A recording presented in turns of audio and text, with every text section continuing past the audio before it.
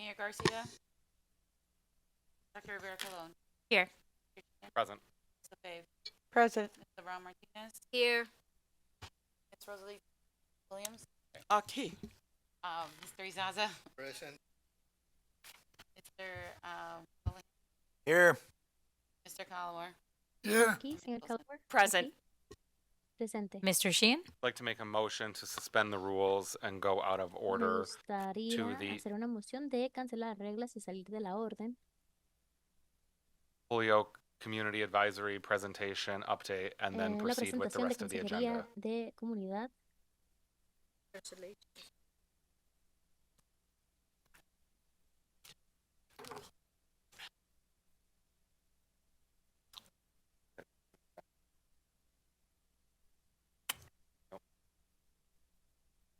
Roll call vote? Or no, doesn't No. have to be. All those in Tiene favor? que ser todos Aye. a favor. Any Yo. opposed? So moved. Entonces pasa la moción.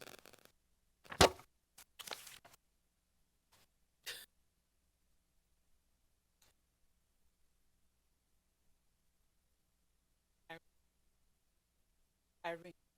Hello. So we're going to be moving ahead with that presentation. Right. Eric, you can come up for the Holy Community Advisory Team presentation. And if you have any other team members who wants to join you, then please do so at this time.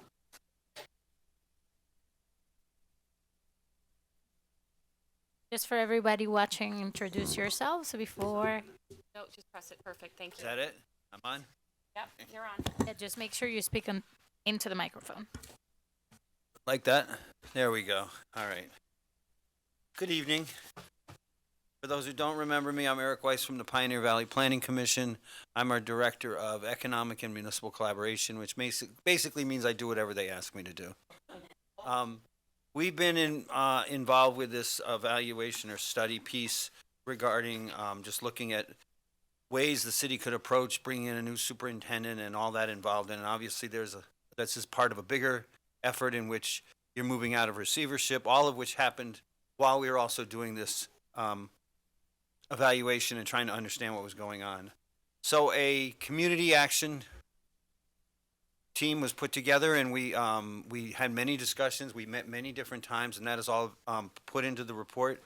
What we really tried to do with this report is not evaluate or not interpret it, but bring you the exact information that people gave us, the same sentences, the same words they used, to allow you to do your own interpretation. It was not our place to do that interpretation. Our role was to gather the information as much as we could for you. And so we tried really hard to do that in the groups we put together. We met in public. We met with the CAT, the team. We talked to people as many different ways as we could. So what you have in front of you is the report. There's a couple minor pieces that need to be added to make it final, but it had to come to be accepted, and then we would make it, tweak it to just put the final pieces on it. So that's what we have tonight. So I'm going to just quickly review some of the pieces that are here, and then I have a member of the team is Asaka Axelrod, and my pleasure. She's been great to work with on this team. She's going to also speak from the committee point of view as well.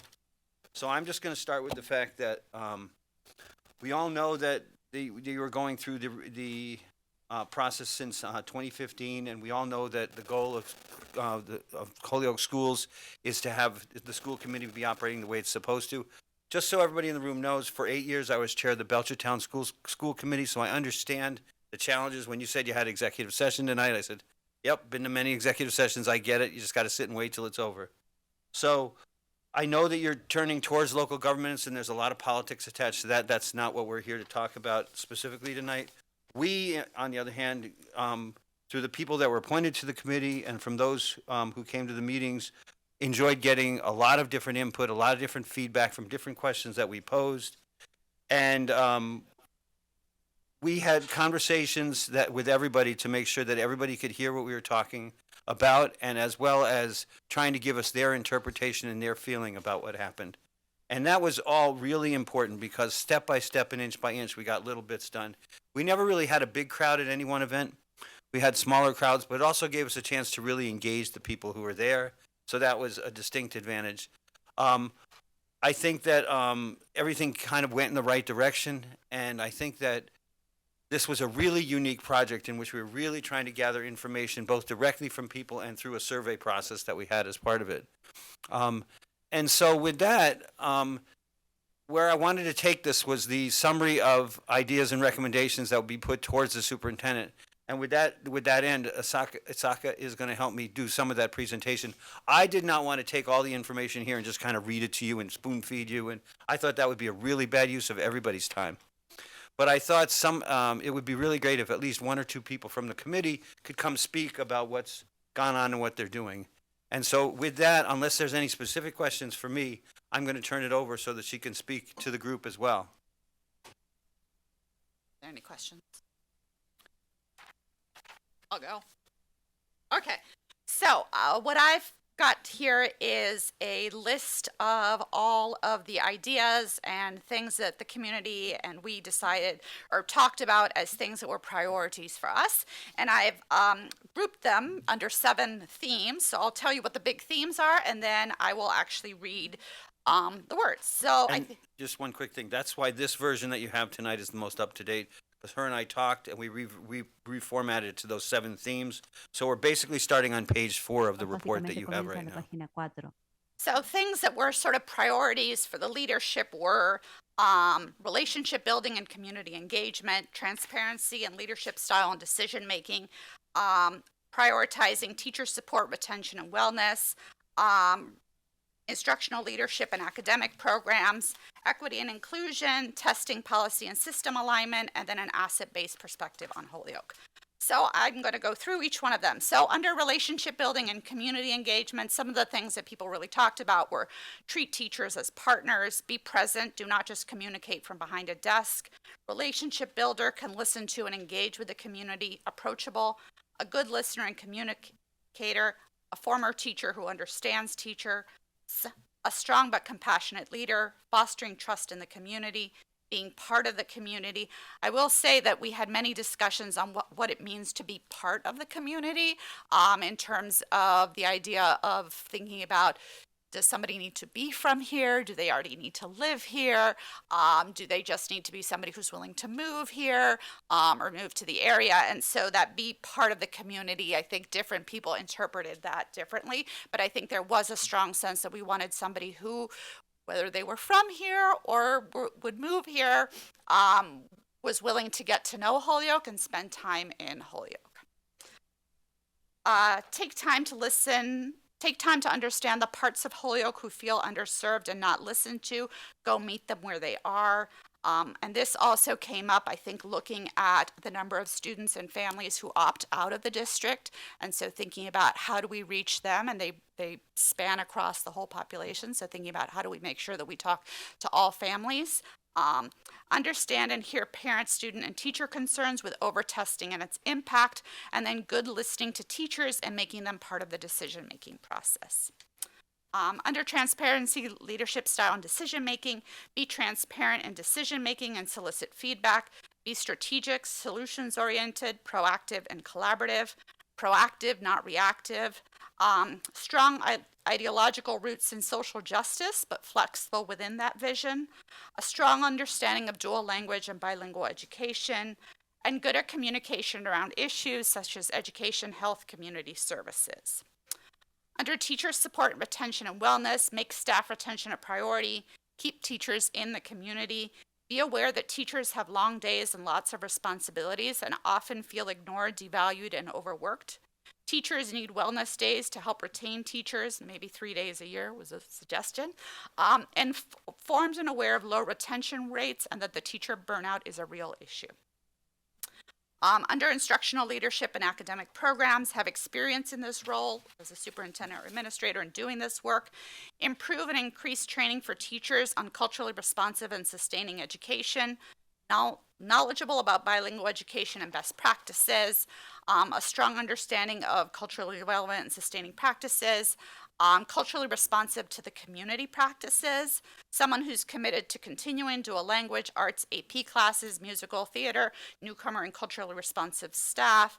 And these came out of some of the things that people saw as really the strengths about the district, and then knowledge about how to best come out of receivership and what that process will look like. Under equity and inclusion, the recognition that some families' needs are not being met, specifically migrant and immigrant families. There's a need for more supportive language learners and students with IEPs, and understand the need for alignment and knowledge of special education policies. Under testing policy and system alignment, understanding of the fact that there's too much testing. I think this came up over and over again, particularly from families who just felt like their kids were constantly being assessed, and that assessment was not necessarily driving instruction. Capable of advocating for Holyoke at the DESE level, informed and fluent with DESE policy changes and challenges as they arrive, and then consistency in policies within the schools, across all of the schools, and some of the examples here were attendance suspension. And then the last area was asset-based perspective on Holyoke. So someone to take time to learn about quality programs in place and maintain them. So really, we don't want somebody to come in and take away everything or start from scratch, but really say, like, actually, we have some really great things going on. How do we keep them and build on them? Seek out the many quality resources already in the community and partner with them, and then prioritize student and staff safety. So that is the bulk of those recommendations and information that we gleaned from everybody that was in the room. Again, a lot of this is verbatim. We did not try to edit it a great deal. We wanted to make sure it got presented in that way. And clearly, De esta people were manera, willing to sí, speak their minds. claramente, And the group was, what's that? Okay, all right. And that clearly people were willing to speak their minds to us, which we appreciated. And we had a couple of meetings in which people would say, look, I really want to say something. I just don't know where it's going to go. And we were like, please, just say it so we can get the information here. Our job is to be a conveyor of the information, not to tell you you're right or wrong, but just to convey the information. So with that, we can take some questions, and then I can talk about a little bit more of the report. Ms. Laura Martinez? Thank you for the work of engaging the community in some way to speak on this. But you said there was not many people at these meetings, but can you say were there more parents or were there more administration? There were parents. There was a couple there were families that came. There were people who were just concerned that live in the city that wanted to express their opinion about what direction things could go in. It was a pretty good mixed group.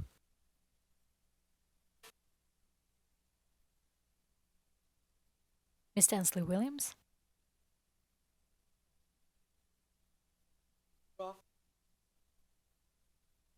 I don't remember any particular instance where anybody was really angry. There was getting used to the fact that people were bringing in their information in the hybrid model, where people who were on screen wanted to talk to us. That was a little more challenging, as we've all learned, to let them speak and make sure that their opinion was clear.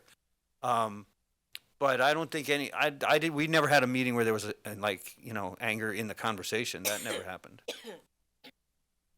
Yep. Ms. Lefebvre? So what I want to do first is thank the community advisory team, all its members, for the amount of time through these months that you guys have spent really providing the feedback or collecting the feedback Yep.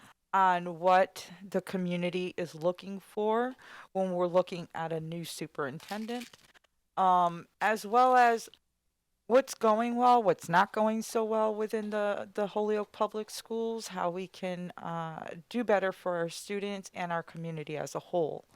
I know I did, through observation and, I just go to observe and listen.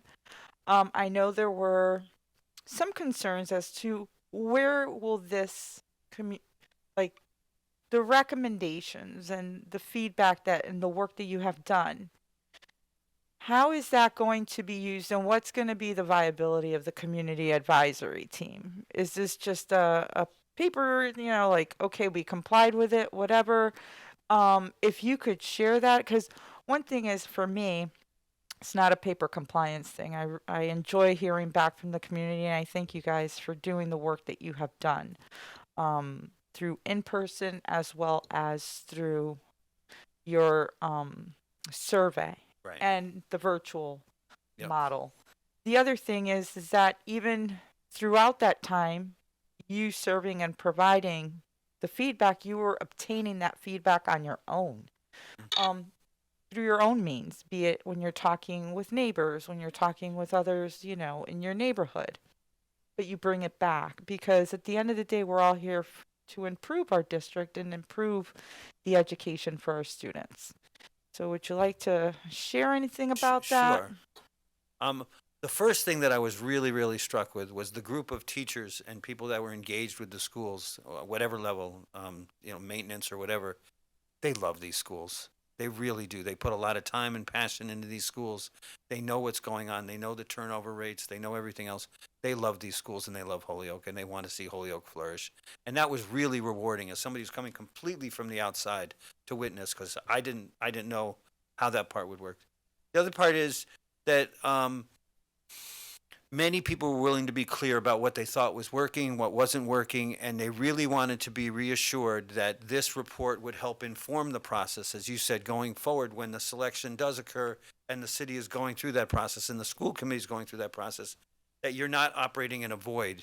There's a lot of, the first 3 or 4 pages summarize everything, but there's a lot of real information and real lines of information within this in terms of the survey work that was done and where they want to see those characteristics line up, and what they'd like to see. So we have sort of an ideal model of what it could be, but it's important that the ideas all get recognized.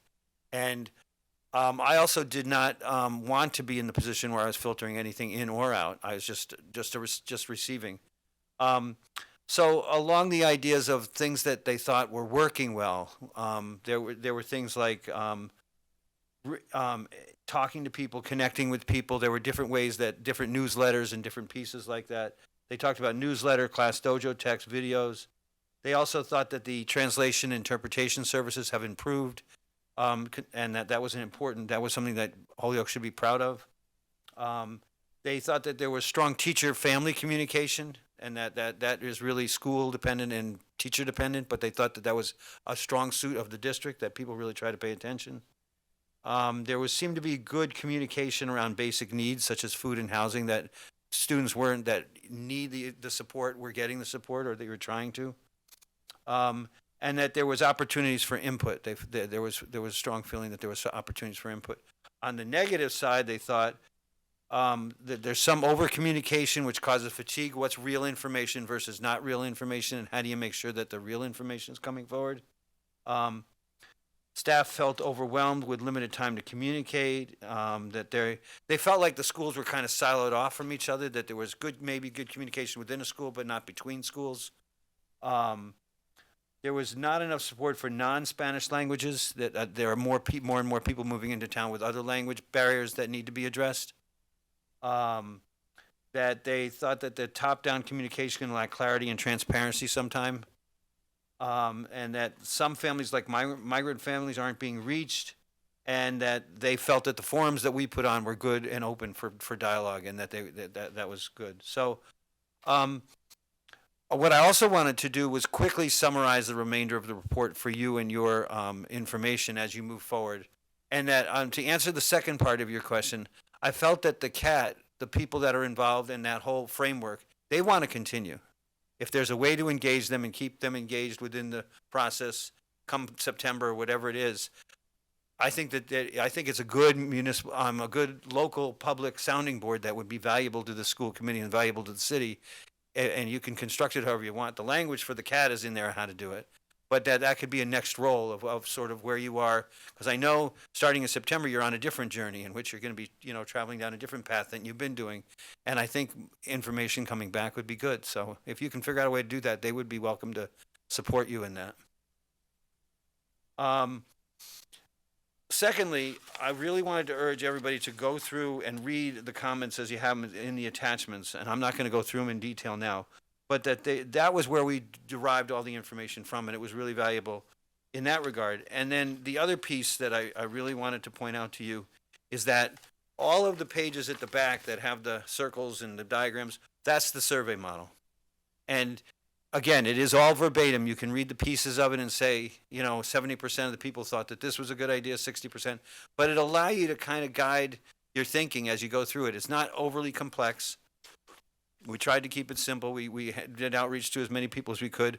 The other comment I wanted to make was Great Schools was really great to work with. They were a really good partner in all of this, and they deserve. Gabriella came down and Stittler, and she was a great person to work with.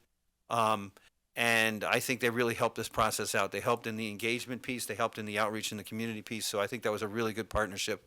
And I know we were happy to be working with them, and I know that it worked well within what the framework they were doing in the schools. So my approach is that this is a living document for you. You have good information. You can carry it forward. You can do with it what you need to. You have the feedback that you need to move things ahead. By all means, even though officially I won't be working on it anymore, I'm happy to answer and come back and answer any questions anytime. That is fine. I really took this as a piece to be proud of. I'm happy to help Holyoke in this way, and I'm happy to continue to help you and keep the process moving from what I know. So, Mr. Callamore.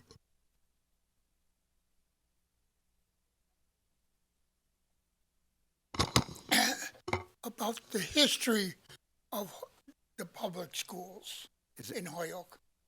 And I'm getting at, back years ago, how the city council and the mayor developed the school system by hiring a superintendent of schools. And where are we going to put the first school? And they thought very clearly, and they felt as though the best school place was the Ellenwood School down on South Street. And then it branched out from there. We need students from down the Flats, it was called at that time, the Flats, a school down there, because neighborhood schools were the thing in those days. And we didn't need bus them all over the city or wherever. We have to go back and put it in writing. All the suggestions that people bring in, and I'm saying where these schools shall be, and then why did they get rid of that school? There's a lot of schools in Holyoke, I know for sure, that we had to demolish because of they were getting old and it was costing a lot of money to keep them upgraded and things like this. So these things are things that the public would like to know about the city of Holyoke and education. Now, back 50 years ago, even farther,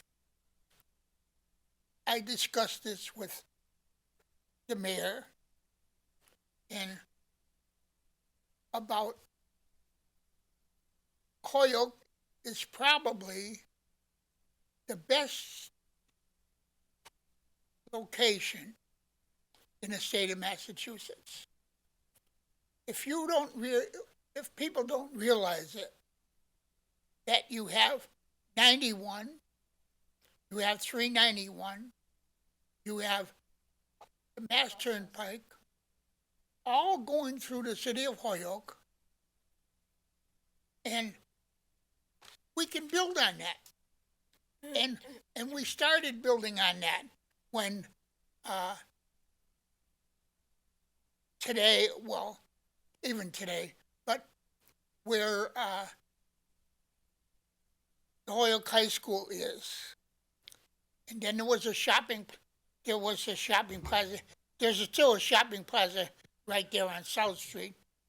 But that was all sand fields. So My apologies, Mr. Collmore. Do you have a question for the community advisory team? Well, the question is,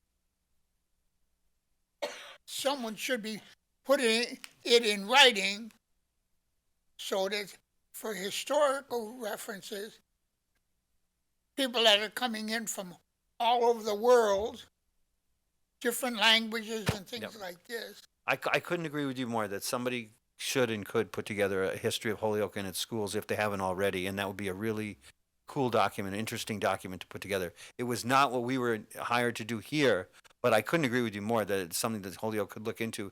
Maybe there's a way for us to help the city find a grant to find somebody to pull something like that together, and I'm happy to commit some resources to do that. Thank you. Thank you. I couldn't help but notice that you have another team member who wanted to say something. And I want to make sure I'm- that she gets acknowledged. Absolutely. Please come up to the microphone. You can go to that one too. You can come sit with us right here.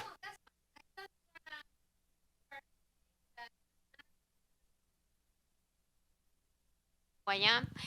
I used to work for the school department many months ago. I am the community engagement specialist, and I just want to say that as a community advisory team member, I really want to say thank you for the opportunity to the city, and I just want to highlight the process. It was a very meaningful process. It was based on a diverse group of people who was invited to be part of. I don't live in Holyoke. I work in Holyoke, so part of the conversation was about being from Holyoke, and those who know who I am, they know that I live in a different zip code, but I really live in Holyoke. So I just want to say that even if the superintendent or the coming superintendent doesn't necessarily live in town, it is a mean to do the work in Holyoke even without being a Holyoker. So you become a Holyoke lover as soon as you come. It is a very welcoming community.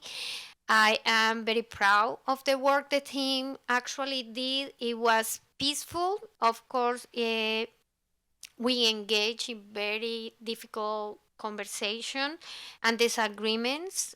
We cannot say the opposite. Not everybody feel the same or have the same experience when we talk about the schools and the experience, and when we talk with community members.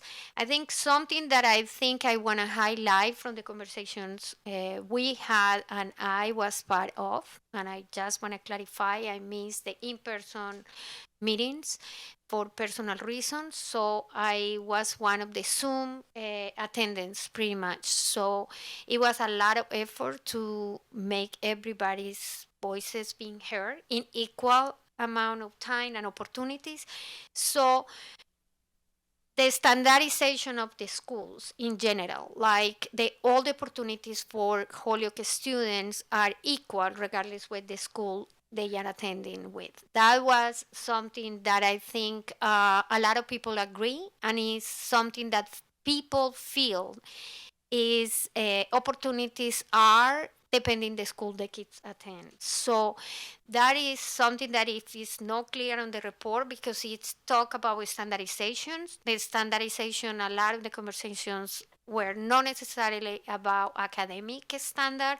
It was more an academic opportunity. So that is the first thing. The second thing I think is that everybody agree that Holyoke has invested enough in education and opportunities and diversity and equity. However, the teachers themselves, the conversations they had with the community at large were more about burnout in terms of responsibilities and the difficulty the kids bring. When we talk about diversity, we talk about a lot of gaps and challenges all the kids and family bring. So my 5 cents of advice is that even though I am a proud community partner of the Holyoke Schools, I also feel that there is many partners out there that are dying to help and participate and collaborate with the schools in any way they can. So whoever the new superintendent is gonna be, I hope they realize, or you guys help the superintendent to get connected with opportunities and resources that are out there waiting for the schools to open the doors. I think you guys are doing an amazing job. Imagine if you have the support of the community at large and the partners that are out there with the resources you guys don't have. So that is basically something that is hard to put in writing like a detail, but a lot of people agree that you guys cannot make it alone, and it's a lot of partners that are waiting outside to be welcoming with the work that you guys are doing. And thank you. As I said, we had a So group of much. people who like to speak their opinion, so. Miss Wilson. I'm glad you brought it up because I was going to bring the one thing that came out that was really strongly heard from my perspective is the community partners and the fact that we tend to hone in on the same ones over and again, and we're not really reaching out to as many. So I just wanted to echo that comment and thank you for sharing because that was the piece that I wanted to make sure to bring up. So thank you. I just want to say thank you. And you guys are representing a bigger group, right? And I know that it was a rocky start, and we asked from you a several timeline, and the timeline changed, and you still stuck around, and we lost some people along the way because we went past the deadlines and all of that.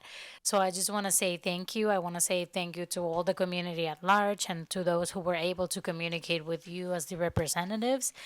And this was one of the things that came from Desi in terms of informing our process and moving forward, continuing to have a team that's engaged and has and we continue to have the voice of the community as we move forward.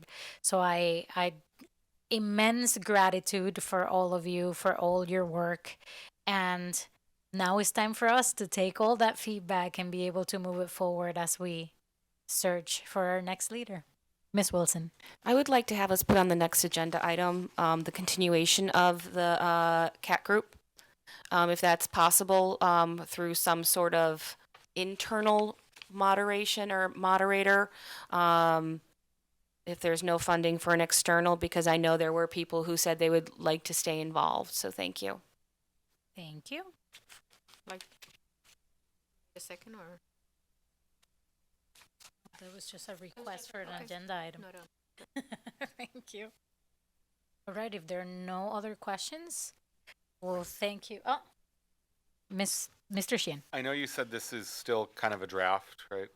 I was just gonna put in like the names of the people that were in the committee and things. It was gonna be details like that. It wasn't any substance at all. So on some of the slides you have here on the charts, we can't, there's words that are cut off. Okay, So if that can just be, absolutely. so we can see the whole, it just looks like questions and responses might be missing. Okay, And even if it has to be in a different format, that's fine, but just so we can Okay. see what was there, just, or if it's easier, if maybe the printing was off, I don't know. but Yeah, you I have to figure understand. that out. I appreciate it. Thank you. Miss Lebron Martinez. I want to say thank you to your information. This graduation from Holyoke High, not that this is new to me. This is what I'm known for, helping families. Even from the time of Maria, I brought in 6 families into my home that no one knows from Puerto Rico due to the needs that there was, and I opened my doors to do so. I learned from this young man who spoke at our graduation his years of attending high school, who was eating ramen noodles for his years of education, living in a substandard situation of a home, where 3 individuals share a 1-bedroom apartment. And to me, that was heartbroken. It spoke to the fact that what some of these people are speaking about, accessing some of these resources, is that we need more allowing our doors to be open in our schools, because our teachers have become our social workers, how they become everything to make these families whole.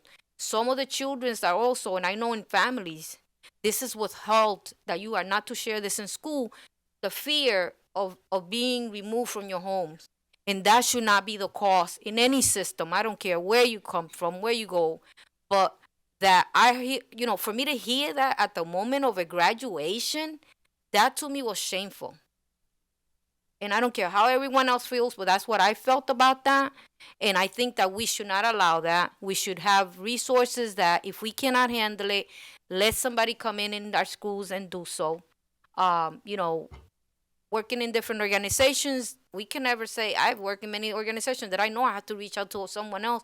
I'm dealing right now, I work at a domestic violence organization. We reach out to housing, we reach out to places. We have to remove these individuals or victims from the place, and we have to look up for different resources. So we have to open our doors, because our teachers has become social workers. They become everything else. And filling these gaps is the vicious cycles of our education, that it's not allowing our children to learn, because we're only perceiving the academic pieces but not the root causes that are causing not for them to learn. So thank you so much for this kind of work that you guys did to bring someone on board that can also consider the things that I'm sort of saying here, because it's not just coming in here and retiring, because I'm tired of seeing individuals taking a role of superintendents coming into our systems and then retiring on the backbones of these families. So thank you. Ms. Densley Williams. This probably doesn't have much to do with anything, but sometimes people won't know what you did unless you say it. I took 5 people from West Mass Elder Care, elderly people. They lived with me for quite a long time, and it was very rewarding. So I do understand what Ms. Martinez is saying. We need to really open our homes and take people in and help them. So, like I say, that's neither here nor there, but I did do it. Thank you guys for listening. Thank you so much. Any other questions about the community advisory team? Mr. Collmore.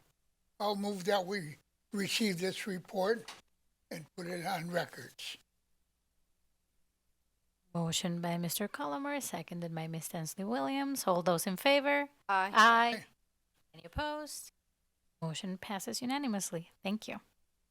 And thank you so much. Thank you. It was my honor. Thank you.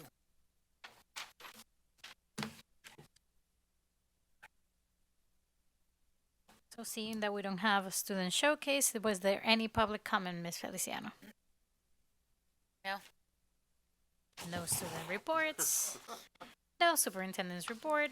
Vice chair report is me. We have 2 items. So we have updates on the audit report as part of the interim superintendent's contract. We requested that there would be an audit made as the initial date of the contract, which was July 1st. And I had a meeting with Mr. Wellahan as the finance subcommittee chair, Mr. Soto, Sean, and the auditor's name, I forgot. There we go. Can you say that in the microphone? Yeah, her name is Tanya Campbell, and she's been auditing since 2015, I believe 2016. Formerly from Melanson and Heath. I'm not exactly sure what the name of the law firm is now. CBiz. Yep. There we go. And we talked about the different ways that the district gets audited in the different reports. And we talked about setting up a report that's coming for the school committee, so that we know that Mr. Soto knows what's going on, which is relatively straightforward because he has been already here and knows. But when you first have a superintendent, they need to do an audit to make sure that they know what the finances are as they're coming in. So we are on par with other contracts out there. Any questions about that? Oh, Mr. Wellahan. Thank you. Yeah, just to follow up, the meeting was held on, let's see, July 10th, and just so the public's aware that the district is audited, it undertakes many different audits throughout the school year. DESE, we're required to file an annual report with DESE each year. We had audited by our school lunch program is audited. The ESSER program is audited. We completed the audits for on the school side, fiscal year 23, fiscal year 24, fiscal year 25 is due soon. The city has to complete audits too, and the last audit for the city was fiscal year 22. So we're ahead of the game there, and we just reviewed the processes of purchase orders, reviewing contracts, warrants, invoices. So again, just for the public to be aware that the financial situation is solid. And again, that's due to our receiver and our financial director. Thank you. Thank you so much.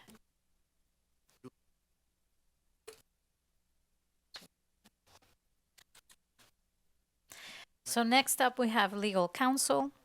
We had our initial meeting as part of the contract that we approved. We had some transition meetings comped to us, and this was the first one, talking about giving some background about anything that the new legal counsel, Merrick, had to know in order to start processing the work that we're doing in the district. And in attendance was Beth was with us, Beth Gage. It was Mr. Soto, Sean Mangano, and Mr. Sheehan. Mr. Sheehan, is there anything you want to add? All I'll add is that I know that Ms. Gage and her team have been really engaged with them, onboarding them with everything and being prepared. So we appreciate that extra work during this transition for all of it. So Thank you so much. Any questions about that? All right. Moving on, new business. Superintendent search process. And this is a very important topic. One of the first things that we have to officially consider is whether we want to do a search for our new superintendent. Ms. Wilson. Yes. So do you have a motion? I have a motion that we do. So I'll make the motion and we can amend it as necessary. But I'll make a motion that we start doing a national search for a superintendent. And I believe the point of discussion will be: are we doing a fall search or a spring search? I guess that's the big issue. Right. So I'm gonna Let's start with one. okay. Thing So my first. thing is that we start a search. Do we have a second? I'll second. Right, seconded by Mr. Sheehan. The mo- Discussion. The motion was to start a national search for a superintendent. And it was seconded. Yes. Now we're in conversation. Yep. Discussion. Mr. Sheehan. Just for clarification, if Ms. Wilson's open to it, if we just say to start a search for July 1, 2026, just so it's like, so we know it's the intent is to have a superintendent for July 1, 2026. I will revise my motion The motion is that we start a superintendent process with the outcome of hiring someone for July 1st, 2026.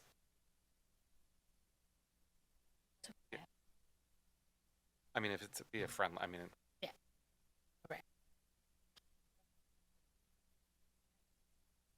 Mr. Wellahan. Thank you. Yeah, well, if that's the case, then we're gonna have to find funding within the district. I'm assuming we're gonna have to hire a consultant to assist us. So there has to be some funding found. Thank you. Thank you. Ms. Wilson. All right, Mr. Sheehan. Nope. Good. All right. No further discussion on the motion. Mr. Wellahan. Yeah, just going forward, I mean, I think the process is gonna hire a consultant. We're gonna have to form a search committee. So that's gonna be part of the process. Thank you. We will have those as separate motions as we move forward. Any further discussion? All right. All those in favor? Aye. Any opposed? Abstentions? So moved. So we have voted on a search. Now, the next step is, do we hire an external consultant? We need a vote for that. I make the motion that we do hire a consultant to assist us with the process of hiring the new superintendent. Seconded by Mr. Wellahan. Discussion. Mr. Sheehan. so I just want for the record that I'm going to abstain on this. I am an officer in an organization that conducts superintendent searches where I have a financial interest in the organization being on the board. So I'm not going to participate in this part of the conversation. Ms. Lefebvre. I will second that. Will also be abstaining. So Ms. Wilson. for clarification, I'm not formally on the board. For clarification, I am a chairperson for the Special Education Committee, but it's not a board member. So based that I'm not on the board, I'm going to vote. But I just wanted to clarify that I am part of the group. Or vice chair or any other member recommend I abstain? Okay, thank you. I was just because I'm not a board member. Thank you. Right. You don't have a conflict of interest on them being hired. All right. So any discussion about the motion? Ms. Tinsley Williams. Use the microphone. I'm not trying to embarrass him, but I thought Mr. Soto was going to put in for that. Well, we haven't done anything related to that, so Well, we're talking about it. well, he might, but we need to come up with the process first. So we are way ahead. Too early. Should I make a motion? I mean, I'm not speaking for you, Mr. Soto. Should I I'm make just a motion? talking So about there's already a procedure. motion on the floor. The motion on the floor is that we're hiring a consultant to help us with the search. Okay, I'll second that. All right, Mr. Wellahan. Yeah, thank you. Yeah, the city of Northampton, they're going through the same process right now. I think they allocated $25,000 for the search process. I'm not sure about that. That's a figure that in my head. I know we had the last search process when Dr. Paez was hired. I know there's some local consultants around that will do a very good job. Thank you. Thank you. Mr. Collomore. Is there going to be any timeline here to get this job done? Yes, that's going to be voted on the next one. We We're already- going order. Well, we just voted that we're looking to do a search to have the person in place by July 1st, Correct. 2026. We already just voted that. Correct. Right. So that's the plan to have it done. So Right. now we're just going step by step through each part of the process. We're going through like So if we're talking about consultant, then we have to talk about funding, then we talk about timing, then we talk about a committee. So we're going through each of these piece by piece. That makes sense? Yes. All right. Thank I'm you. looking at my friend over there as well. Okay. Thank you. All right. Any other discussion? Mr. Collmore? Yes, but I'm wondering about a timeline to get these things done. The first thing has to be done is you to name a committee. Let's get rolling on these things and not leaving him on the table and get nothing done around here. The chairman will name a committee as soon as possible, and then from then on, that committee will do a lot of the work and come back and with their recommendations. Thank you. All right. Anything else about the motion on the external consultant? All right. All those in favor? Aye. Any opposed? Abstentions? No, we left the room. You left the room. Come back. I'd like to make a motion that we find out a funding source for the consultant and how much money that we can put towards the process. I believe that we have information on a couple general vendors, and we have an idea of how much they charge. May I ask Mr. Sheehan, do you recall how much these searches can be? Like 30,000, 50,000, depending on how in depth we go? Due to a potential conflict, I'm not going to participate Okay. in that Thank you. question. I appreciate that. Can I make a recommendation I can say, though? Yes. You might want to Put a- you might want to make a motion to direct the vice chair to come up with a proposal, and then the proposal could be come up, and then we could solicit responses back from firms and see how much they'll cost. Perfect. So, so most search firms aren't going to include advertising and stuff in their, like, you need to see what they're offering now. Mhm. But I would say that directing the vice chair to Mm-hmm. come up, I can make that motion. I'll make a motion to direct the vice chair to create a proposal for a search partner. Seconded by Mr. Isasa. Discussion? All those in favor? Aye. Any opposed? Abstentions? So moved. Ms. Wilson? Can I just get, so we're going to come back to timing on that. So I'd like to get some clarification on the timing on that. Going back to your point that we don't want this taking forever, Correct. like from the standpoint of making a proposal, like within, like our first September meeting, we'll have that proposal of, I'm just kind of wondering, because we're going to have to send a proposal out in order to get Well, offer. I think I can be ready for our next meeting.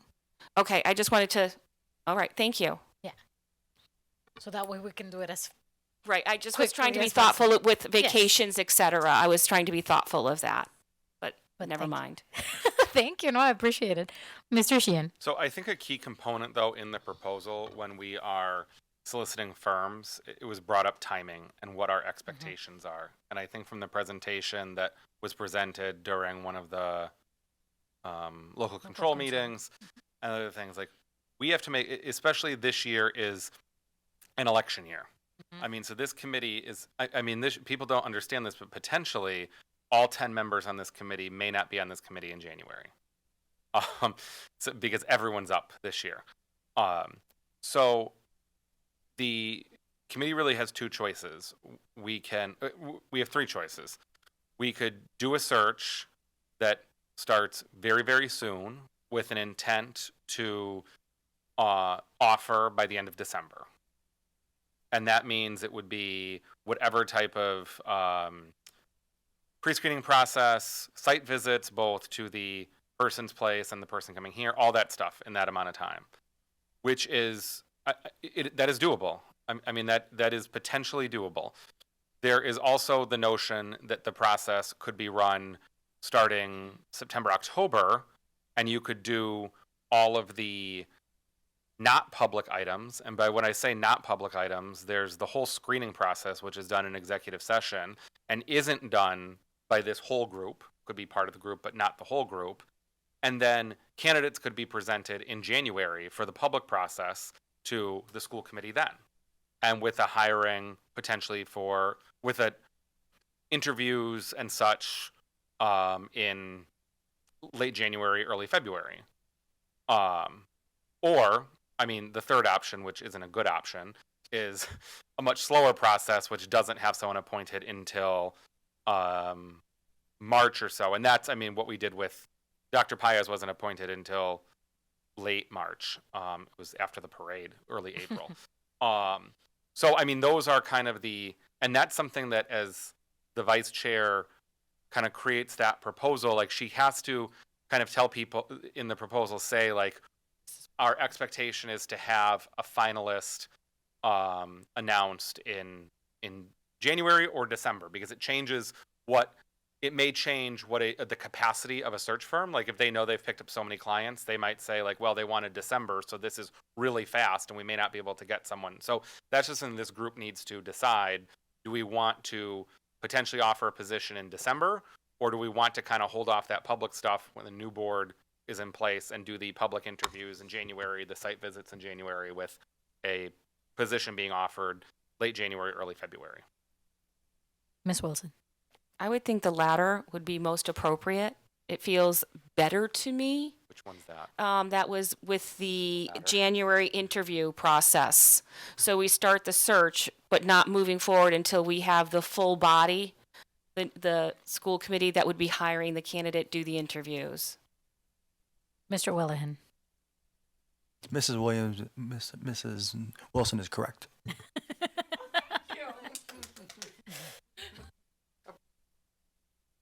Did you want to make that into a Done. motion? Right, I was going to ask. I'll make a motion Oh. that as part of the proposal, we talk about the process of gathering candidates, but starting the formal interview process in January or February of 2026.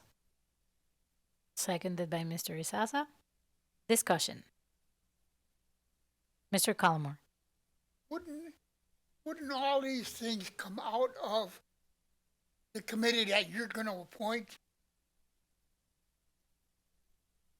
Whether we have a 3-person committee, a 5-person committee, it doesn't make any difference. But I wanted the process to move on and move on, so we get the right person and that we get someone on board as quickly as possible. Okay? So all these things that they're talking about should be coming out of this committee. A timeline, not here. The timeline should come out of that committee. Mr. Sheehan. I just think it delays it then. If there has to be a committee established and to wait, I mean, if we can't even get a proposal out until a committee forms, a committee can't take any action. They'd have to vote. They make a recommendation. It comes back to this. I mean, we can do it here and be done.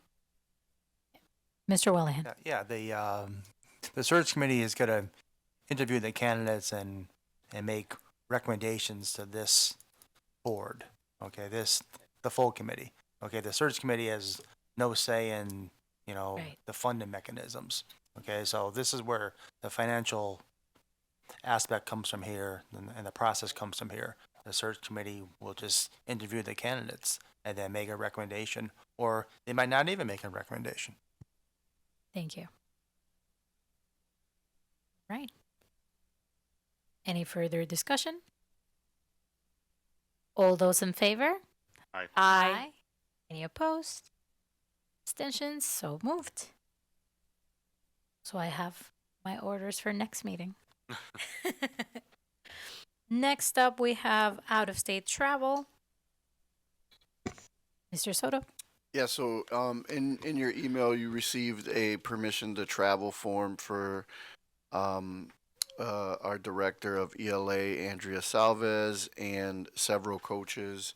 And I have, since then, I realized that each employee has to fill these out individually. So the trip is not until October 8th through 10th. And we're working on getting signatures from every staff member that's going to be attending. And hopefully we can have that completed for the next school committee meeting so that we can move it forward with a vote. May I Motion to have a table? motion to table? Yeah. I was just That was Ms. LaFave, seconded by Ms. Wilson. Any discussion? All those in favor? Aye. Aye. Any opposed? Abstentions? So moved. Next up, we have budget transfers and reports. Motion that the school committee accept the gifts and grants received in the amount of $538,715. second. Seconded by Ms. Wilson. Discussion. Mr. Wellahan. Thank you. Thank you for the motion. Yeah, the finance committee was reviewing our policies and our charges. So really, per the state law, the full committee should be accepting our the grants and the gifts. So we developed a process through our finance director just to have these on the table for us, so everyone can review them. So they're going to be standard items on the future agendas. If there's no gifts or grants to approve, we can move on. But this will just be standard protocol moving forward. Most of, just on a side note, most of the grants come from DESI. They're ongoing. The district anticipates them, so there's really not a lot of surprises. On the other hand, Northampton, they might get a gift from Smith College for $500,000 or $1 million that they're not really showing us any love on that. Okay, but We'll so take them though, if anyone has we that. will take it. We will take it. We are so open to accepting. but I keep using that example. Okay, thank you. Thank you. Any further discussion? All right. All those in favor? Aye. Aye. Any opposed? Abstentions? So moved. Next up, we have the warrant approval report.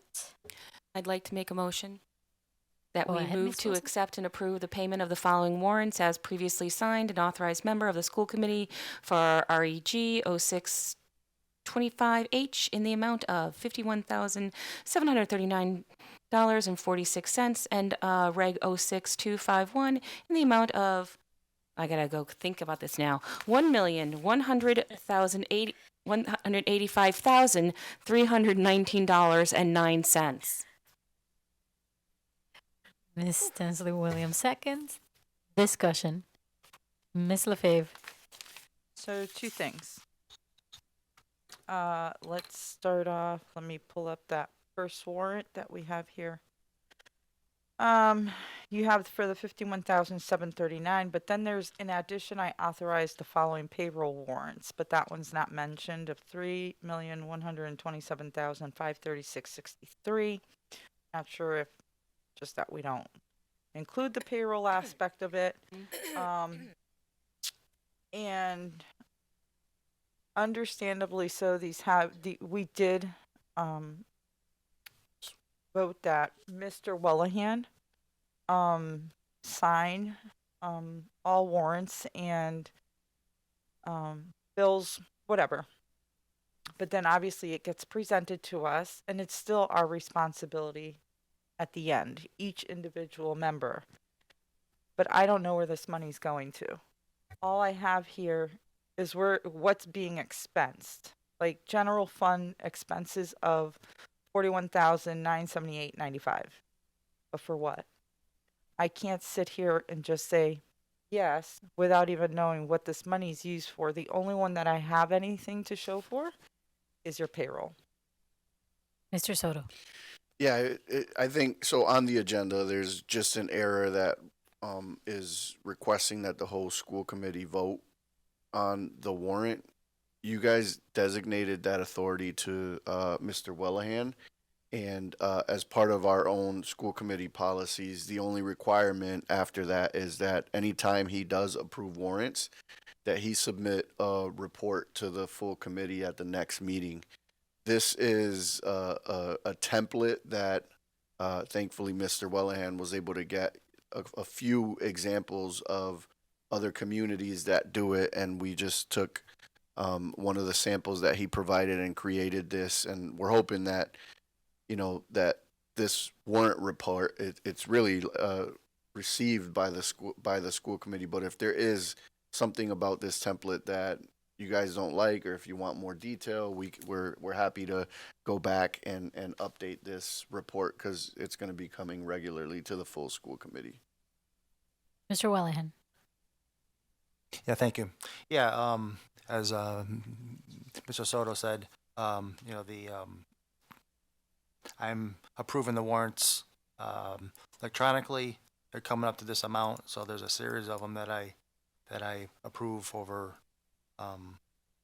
the course of the warrant process. There's a lot of them that come through. Me and Mr. Mangano just developed just a template just to kind of break those down, for what's on your report. It's a first go around. We can always amend the process, but really this is your first.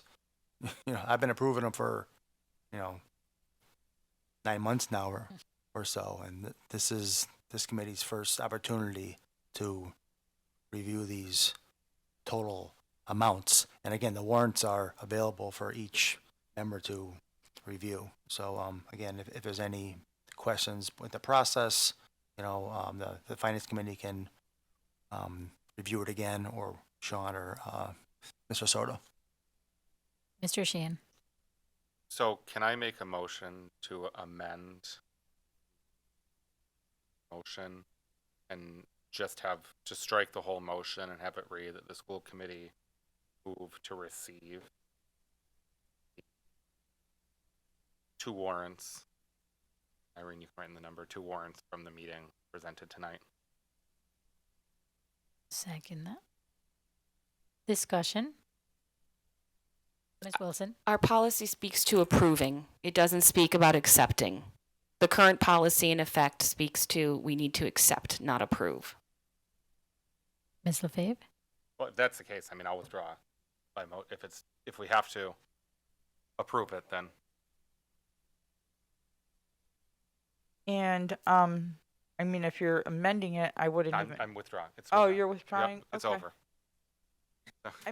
I'm just, and for me, I like to know what it's being expensed on.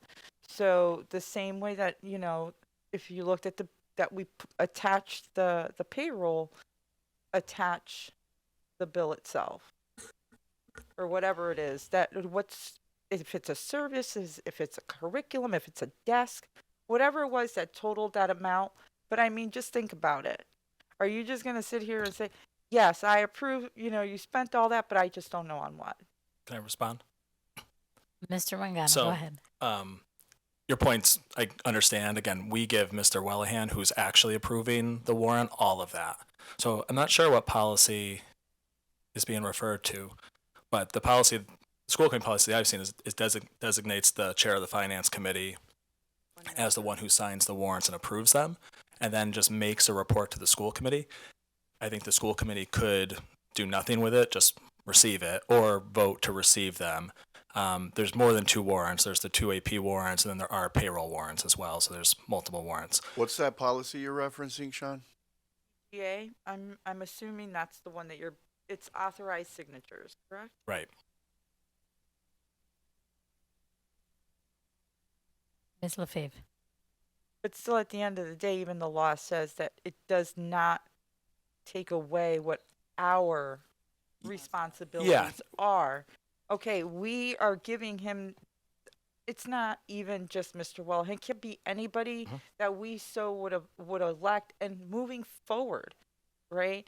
that you have that person versus just having it open that any one of us can go in.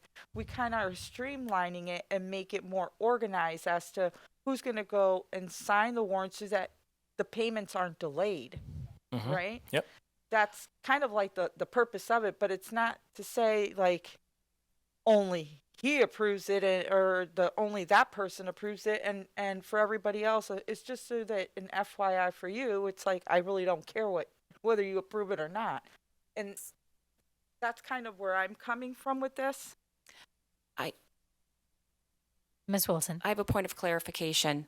So I was looking at the mask instead of ours. Our policy is any member can review it of the finance subcommittee, and they're responsible to review and approve. The only thing is that a record of this approval will be made available on the next regular committee agenda.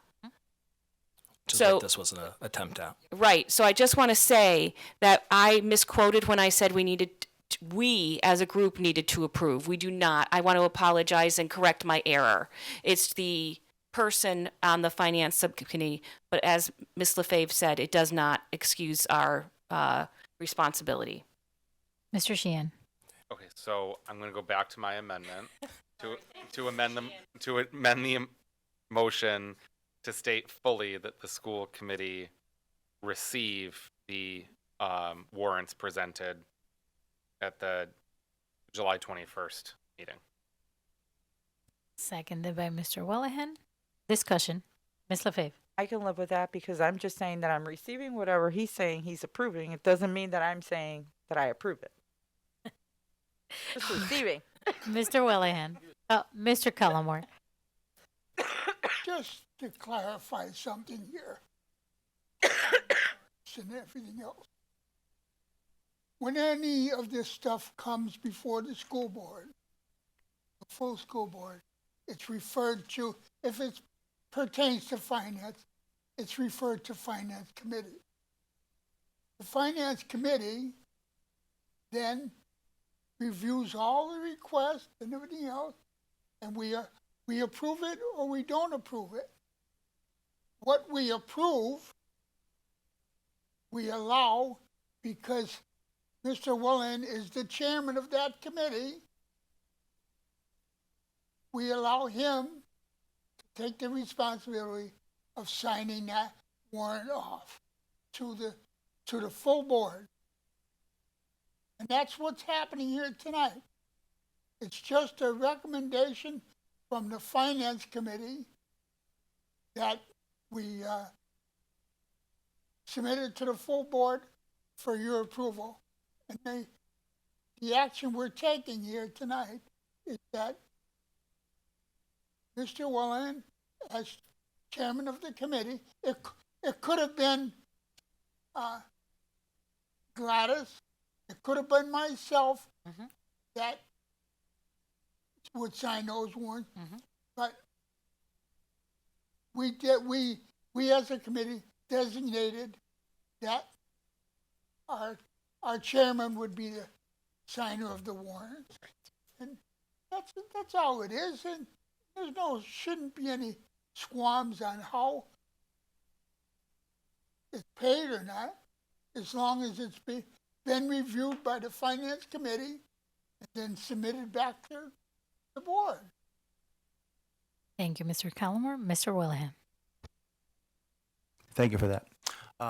Yeah, I've just seen, select board meetings where they have the warrants and they'll have a stack like this, which is really what I'm signing. Okay,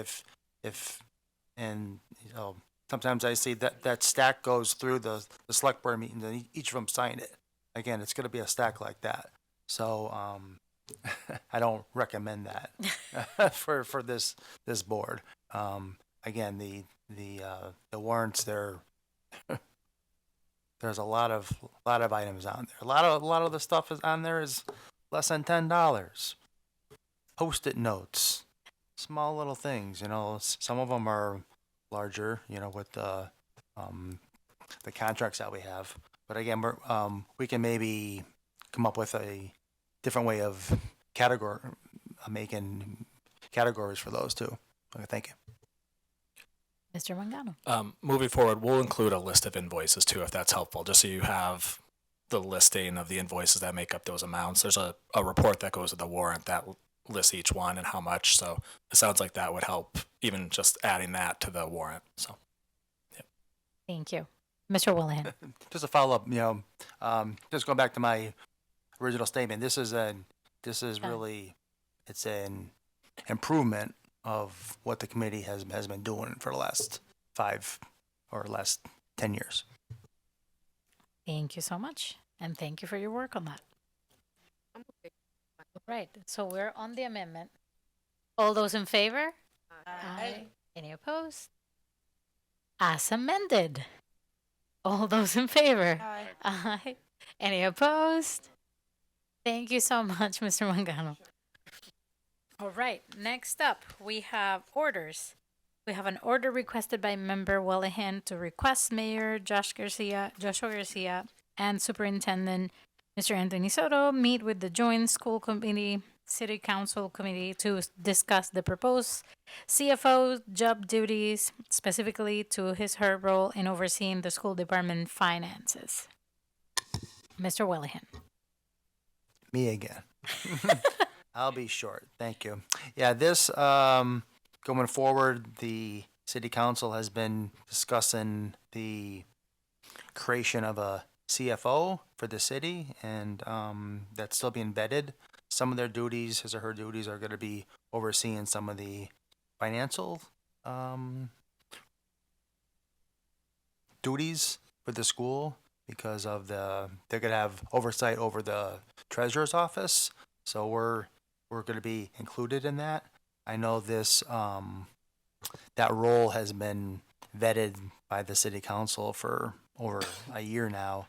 They're starting to get a handle on it. I know Mr. Soto, Mr. Mangano met with, I think, the finance committee or ordinance committee and discussing the CFO's overall duties and how they would impact the schools.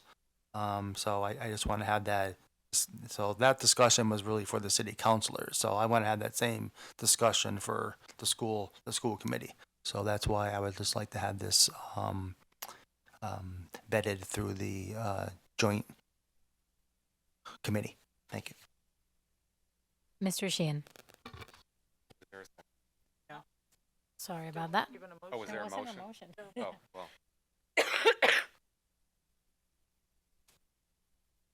Do we have a motion? Yes, I'd like to make that motion. Seconded by Mr. Willihan. Discussion. Mr. Sheehan. So I am unclear as to why this isn't just coming here. I mean, I don't know what the city thinks that they want to usurp the authority of the school committee and the people that we hire and the work that's done here. So I would like to see the mayor and probably someone from the ordinance committee presenting to the school committee, not the joint committee, which is assuming that half of them have already heard this presentation. I think that, I mean, I don't care who's hired in the city, but the city finances are under the purview of the 10 people sitting at this table, not some random person hired by the city council. So I think that that needs to come here. So I'd like to make a motion to amend.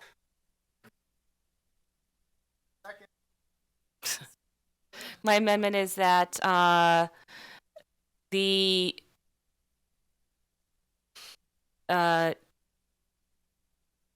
hold on.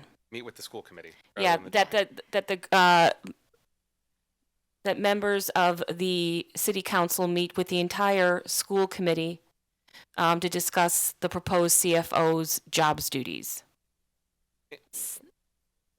I would say the request would be that the mayor present to the school. The mayor committee. present to the because school it's his- committee? It was his proposal to the council. All right, so the mayor present to the school committee his proposal for a CFO. All right. Got that? That's easy now. Second. Seconded by Ms. Townsley Williams. Discussion. Ms. Lafave? I am totally confused here. So the CFO's job duties. So what, like a citywide CFO? I think that's what we're trying to get And at. and they're going to then take over the budgeting and finances of our schools? We don't know. That's what we would like to know.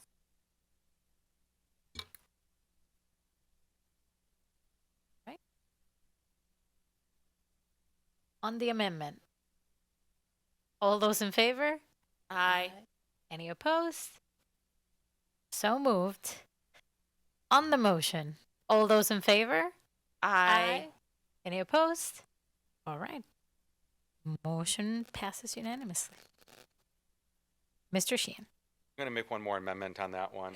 Or one, not one more amendment, one more motion pertaining to Oh, that. yes. I'd also like to make a motion that we request from the mayor and the city council president any documents pertaining to the development of the chief administrative and financial officer for the city. Second. Seconded by Mr. Collmore. Discussion? All those in favor? Aye. Any opposed? Abstentions? So moved.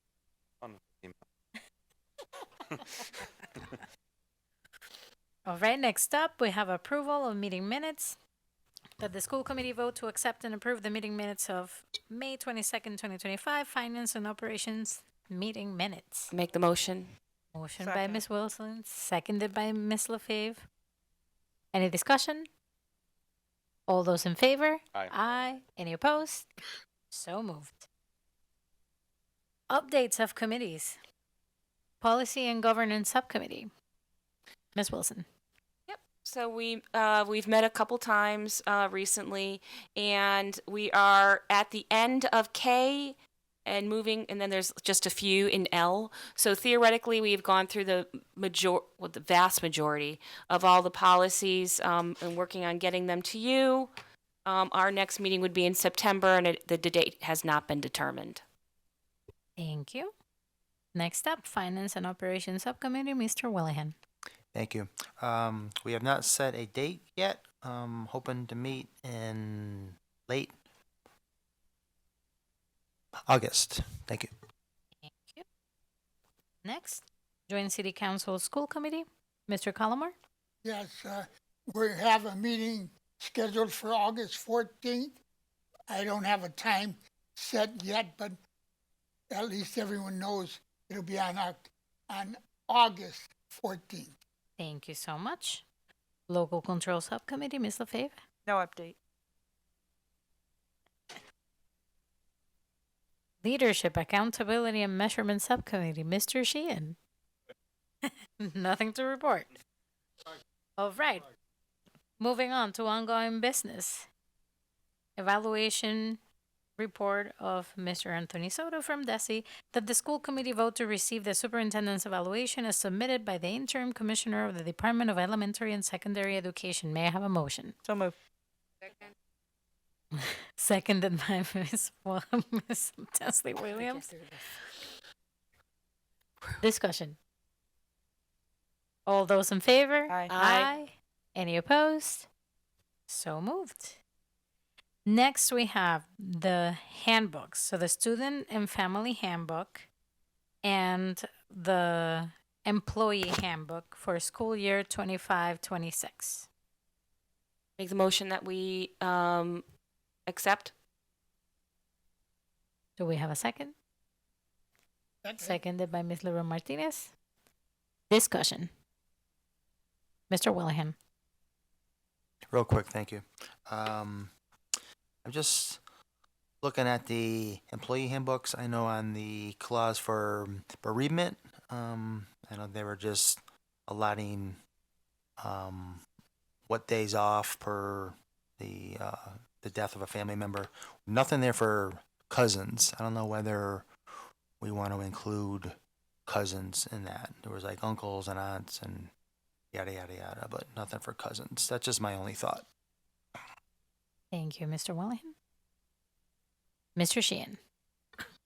So when we got this, I went through both and sent Mr. Soto many Yeah, comments. thank you. Seriously. probably too many when he opened it up. But I do I appreciate your responses on that, and I think that there were some things that I'd sent that were just purely broken links, administrative thing, like just some minor things. But there were also some things I know you to look into, and I also think we should have both guidebooks fully vetted by our attorneys, just to make sure it's there. And I know there were other things to incorporate, and I just know that just because I sent the superintendent some comments doesn't mean it's making it in there, and doesn't mean all of you would agree with it. And I mean, some of it you would, but some of you may not. And there were some other significant language changes around like MCAS stuff that was incorrect, and there were some other things. So I'm wondering if it'd be more appropriate to give preliminary approval pending legal review and updates from the superintendent, so at least he can get that done. And then since we can kind of see that the vice chair's calling another meeting August 11th, that we could give final approval on that. Just then it lets the principals start doing some planning, but it also they can put draft on it, and it can move along. So because unless there was anything else really substantial that people sent, and just not minor edits, or if the attorneys say, well, you need to fix this. And there also were some edits, like bullying policy was still being updated, and other things like that. Title IX, it needs to be updated. So I just think that maybe if the maker of the motion wants to change a little bit to give preliminary approval pending legal counsel and final edits, and that just gives some time so we're not delaying this. Second that. Well, I'm going to make the amendment of what he said, which is to approve this pending legal review and any adjustments that might be made. Do we have a second? Seconded by Mr. Wellahan. Discussion? All those in favor? Aye. Any opposed? So moved. On to policies. Discussion. I will make a motion. First, I need to make a motion during this that we are going to be, which one was it? Hold on.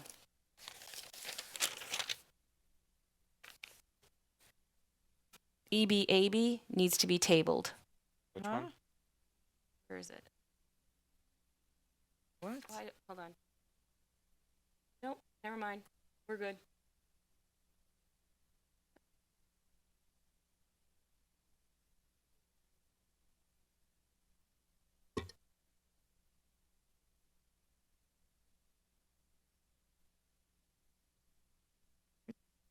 Mr. Sheehan?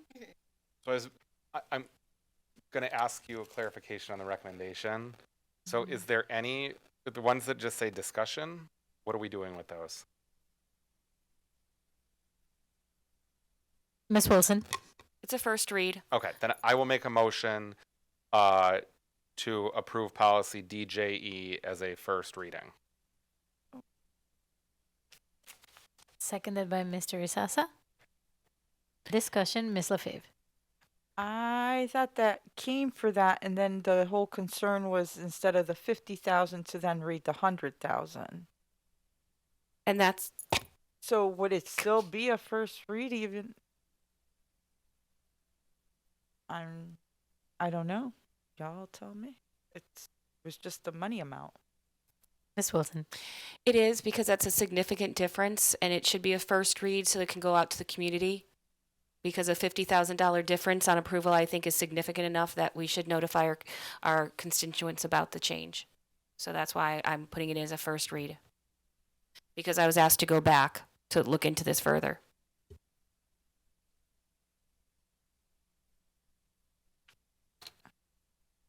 I made the motion, no? Okay. Any further discussion? So, Ms. LaFave? so as a first read, okay, but then to refer or have the interim superintendent post for feedback? Is that how it should What read, the happens? motion? So a first read, according to our processes, the first read is that we are posting. Okay, That's so just we don't have to mention that ever again. So the Right. first read is always a posting for general Okay. And it usually should be all school committee members should be making their changes, what they feel would be necessary now and not at the second read. Because if there are significant changes at the second read, then we have to post them again as a first read. So the thought process is the first read is for our review, second, and is giving the public time to make any comments. Any further discussion? All those in favor? Aye. Aye. Any opposed? So moved. Make a motion to approve policy EFC as a first reading. Seconded by Ms. Tensley Williams. Discussion, Ms. Wilson. So there is one change where it says, and one free snack where provided by the district. And it said, check on this. Because at some point when we were discussing this, there was some discussion that there was a snack. And that some schools use leftover breakfast items as snacks during the day. So I as a full school committee, we need to resolve that language in orange, which you don't see, but I can tell you it's towards the bottom.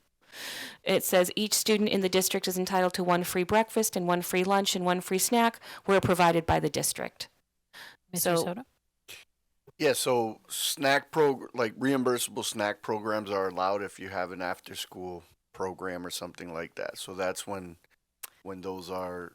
the Holyoke Public Schools provide snacks. It would be, at an after school program. You don't even have to be at the after school program. You could be, participating in intramurals or something like that. But if there's a program going on and they're offering snack, kids get that for free. Ms. LaFave.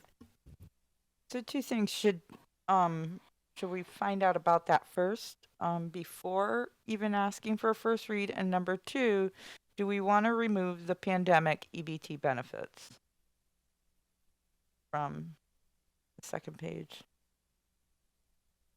Ms. Wilson? So the first is, my understanding now is that as a district, we do not offer a free snack during the school day to our students. It's not during the school day. It's, Correct, it's but for I'm an after school nope. program. But this is the school day. This is all Okay. students are entitled to this. So then I would delete and one free snack where provided by the district. Check on this, because some teachers do provide snacks. Some teachers but that's them being nice and using funding out of their own, and as a district, we don't fund that. So I would say each student in the district is entitled to one free breakfast and one free lunch. Done. Mr. Sheehan? So my concern with having the whole line saying that each student in the district is entitled to one free breakfast and one free lunch is that if the regulations are changed by the USDA, that may not be the case. Us saying that is strictly by appropriation, but it's because that, we as a community for many years have always received free breakfast and lunch, but if regulations are changed, then is the district going to assume the responsibility and the cost if it's not a reimbursable expense? That's what I know we mentioned later on in this that districts participate through community eligibility, but we are saying as a statement that, but if federal government says we're not paying for breakfast anymore, then are we paying for it as a district? Ms. Wilson? Yes, we would until we change the policy. Well, Mr. Soto? I'm not sure that food service costs are even eligible for net school spending, are they, Sean? Do you know? I'm pretty sure they're not. So we would have to go to the city and ask for an additional appropriation, just like transportation. So we wouldn't even be authorized to use school department money for that if it's not eligible for net school spending, which I believe it's not. Can I clarify this? I think the reason this is in there is it's one per student. That's the rationale behind this being placed in there. One student cannot have 2 free meals for lunch. it's about one, each student gets one breakfast and one lunch. That's why the clarification is there. Mr. Sheehan?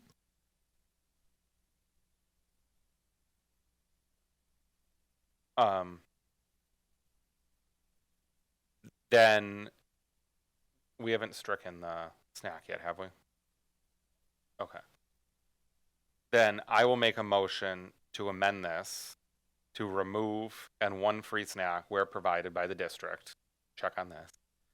And add in after free lunch, subject to appropriation through the Universal School Lunch and Massachusetts School Lunch Program.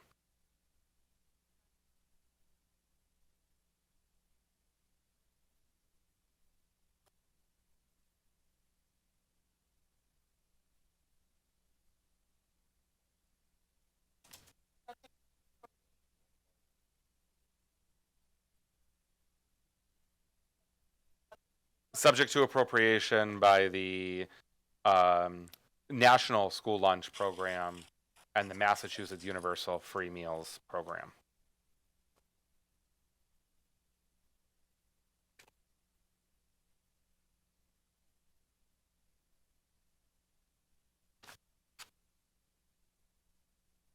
Right. Any further discussion?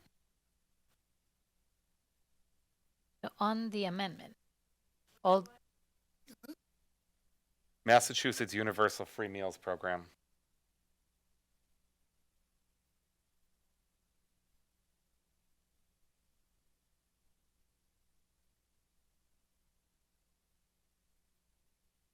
on the amendment, all those in favor? Aye. Aye. Any opposed? So moved. On the motion, all those in favor? Aye. Any opposed? So moved. Make a motion to approve policy ADDA as a first reading. Second. Second by Mr. Collmore. Discussion. Mr. Willihan. Can we take these all up as a package?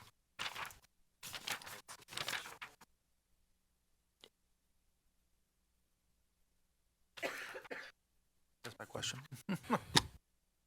Ms. Wilson? This is a minor change. We don't even have to vote on it because we're just changing minor language, and you gave us the authority to change inconsequential? One of those. Not really meaningful words. So this is just wills and he's and she's. Mr. Sheehan? Then what's the highlighting at the bottom? There's like a whole Oh, paragraph. hold on. I'm going to get there. Thank you. I was thinking of a different one. I apologize.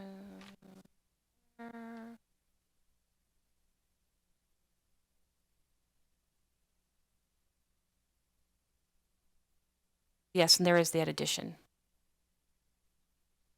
That's an addition. Yes.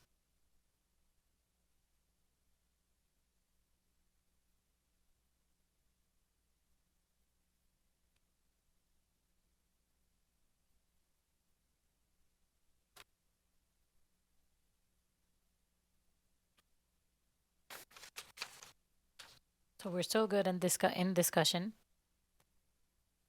Any further discussion? All right, all those in favor? Aye. Aye. Any opposed? Abstentions? So moved.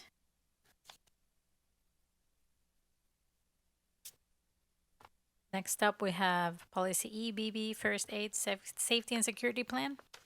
Move as a first reading. Motion seconded by Mr. Willihan. Discussion.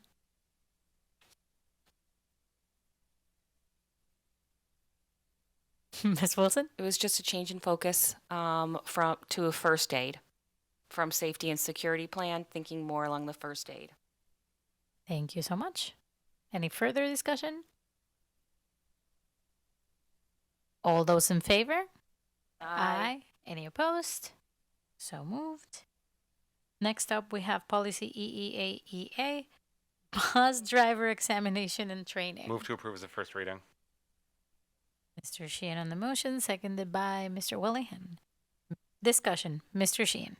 So I guess since we no longer hire our bus drivers, I guess I wonder why this is a policy and not contract language that we have in the contract with the bus company.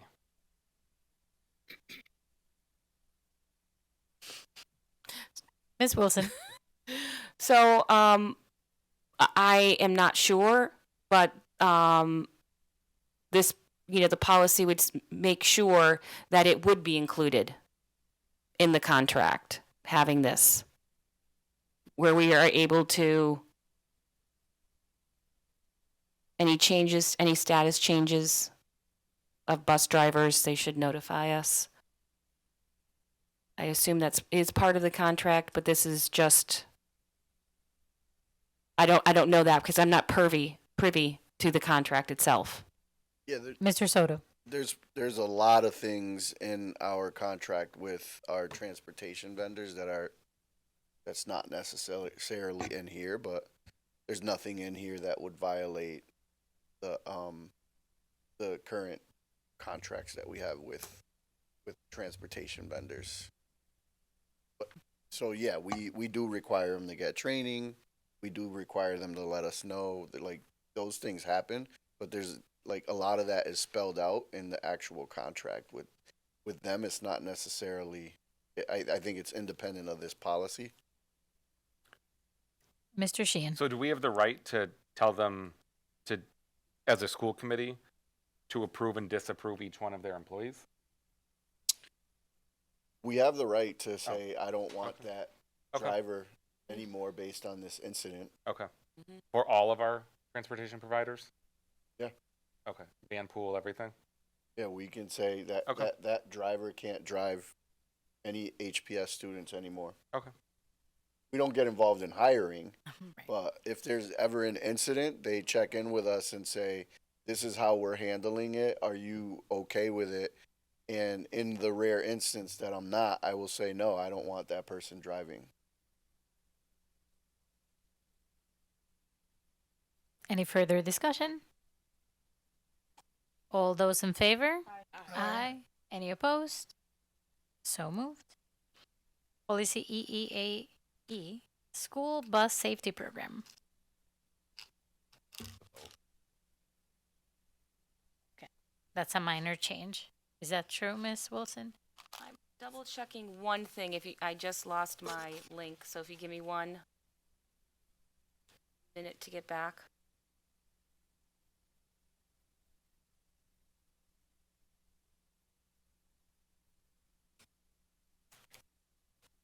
Juggle a couple openings here. Sorry.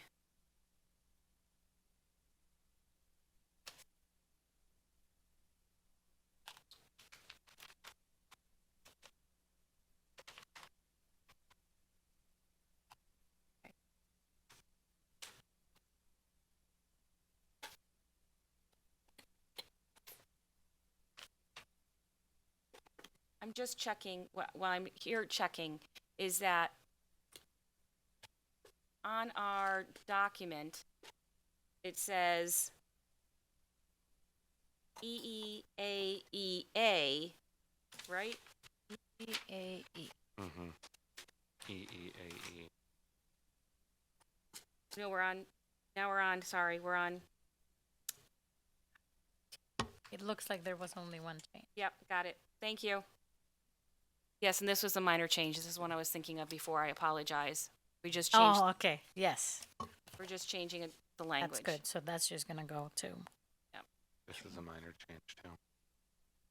policy ECAF, security cameras in schools.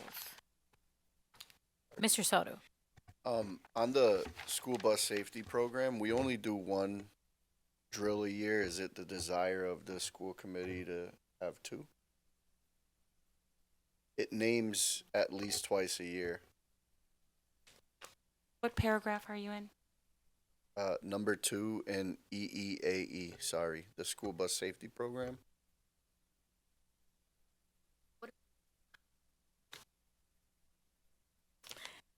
Ms. Lebron Martinez. What does it entail when you say that? Like, what do they do? Like, walk? Yeah, so like we require it as part of the transportation contract that Durham come out and do bus evacuation drills. So I don't know if you remember, but when I was in school, we used to do them as well. So, around the beginning of the school year, Durham will have a bus driver out there, and then the school will do evacuation drills. So kids get in, they teach them like the front row goes first, and just how to get off the bus, and in the event of an emergency, and if you need to use that back door, like there's somebody there, and they just teach kids so that it's not a lot of chaos and kids stepping on each other. They teach them the right way to evacuate the bus in the event of an emergency. But we do that once a year. We don't do it twice a year. Hold on. Nope. My question, Yes, go ahead, Ms. Libra Okay. Martinez. So we have to adjust our practice Yeah. to make sure it's twice a year. So just a clarification, Ms. Wilson, according to Mass General Law, we're supposed to do it twice, so the district will have to adjust accordingly. No, it says it. Oh, it says it right there? Yeah. Oh. We have it, Right, we have it right, listed right, but twice. The district has to adjust, not us, not the policy. Right. So we are Yeah, gonna be, we have to start doing two. So we gotta, Jackie and I have it's to still going. yeah, to coordinate that work- so that it we happens. have to coordinate that so that there's time in the year to make that happen. But our policy is Your policy's all right. set. Ms. Sensley Williams? It's already. We do not need a motion for this. I slowed you down. Sorry. Right, so, correct. You are right. Next up, policy ECAF security cameras in schools. It's just a change from receiver to superintendent. All right, so we do not need a motion for that one either. That's just a minor change. Mr. Soto? Yeah, in first page all the way at the bottom, it says that all video recordings will be stored in their original format and secured to avoid tampering. The majority of our cameras are on a cloud-based system, but it doesn't store them forever. Like I think we got like 30 days worth of video, and then it starts to get overridden. So I don't, when I read this policy, I was concerned that like there's this infinite number of video footage that we're storing somewhere in Central Supply, and that's just not reality. Like I think the recording only goes for so long, and it's in the cloud, safe. Not everybody has access to it. You have to have a username and password and all that. So I don't know if that prompts some different language, or if you guys feel the language is fine there and we're covered. And I know that there has been, and this is one that I feel like we should look, get an opinion from our attorney, if any of this is protected by the Freedom of Information Act request, because there has been incidents in the past where a student something happens at a school and the parent wants to see the footage, and there was one occasion where I know with our SRO and the family member, there were no other students in the video feed. They were able to view that, but I think that we should talk to our attorney and see like if this would be protected from FOIA request. Right? Do we need a motion for that, or just the superintendent? So in light of this new information, do we have a motion to have policy ECAF reviewed by legal? Motion by Mr. Willihan, second by Ms. Lebron Martinez. Discussion. All those in favor? Aye. Any opposed? So moved. Next up, policy ECAC vandalism.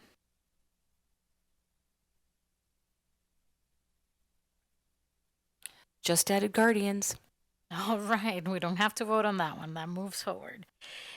Policy EC, building and grounds management.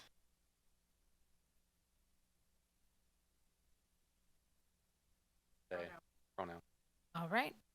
We don't need a motion for that one either, so we're done with that group. Next up, policy removal. Policy EBBR, safety and security plan.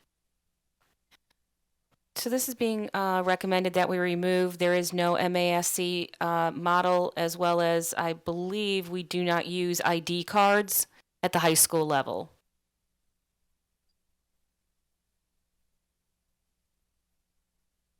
That was my understanding. I was told that we don't follow this, so that it's an irrelevant policy, so that's why it's being removed. Do we have a motion? And other pieces are covered under the handbook. So we're voting getting rid of to it. remove. Ms. Tensu Williams made the motion to remove. Do we have a second? Seconded by Mr. Isasa. Discussion. Ms. Lebron Martinez. I have a question. So, what Closer sorry. to the microphone. when was the IDs removed? I'm just trying to think about how long and for what reason I don't know when. was it because of cost, do you think, or? I don't know exactly when it was removed, but I know that, you know, some schools, it's not like it's inconsistent. It has been inconsistent, I think. There was a time where Dean was using them and Holyoke High wasn't, but you know, yeah, there's definitely some costs involved with that for sure. And some and you know, if staff aren't requiring students to wear it, some were definitely feeling like it's a waste. I'm wondering. I can tell you that kids aren't walking around with their IDs and showing them. Mr. Sheehan?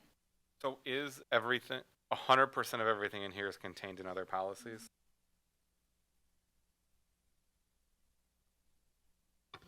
I mean, that's a Yeah. but is everything covered? Control of visitors? I mean, it's part of our procedure. I don't know that it's covered in a policy, but yeah, we have School crisis teams? crisis teams. Yes. So you're good with this being removed? Hold on. No, I'm not you. I'm good with it being removed Okay. because, like, I feel like we do have good, you know, safety plans in place at the school. I don't necessarily need a policy to tell us to do that. We're doing that, but I do think it's, you know, if you know, we're still gonna have crisis teams. We're still gonna do a lot of some of the stuff that's in here. Ms. Lefebvre? Just because you're doing it right now, it's about policies are developed for as time goes on, people are aware, whomever is there at the moment. They know that there is a policy. I get it. If we're doing it, that's great. That means we're following the policy. But I don't think we should just be removing stuff because we know we have it in place right now. But what happens if you remove this? 3 years from now, you're not here, but all of a sudden nobody's doing it. They're like, well, there's no policy. So when we're creating these policies is looking at making sure that this is a practice that's going to happen, whether we're here or not. The purpose of this is for the action to actually happen. Ms. Wilson? I can tell you that the school crisis team, using that language in a policy, is only in this document, the development of a crisis team itself.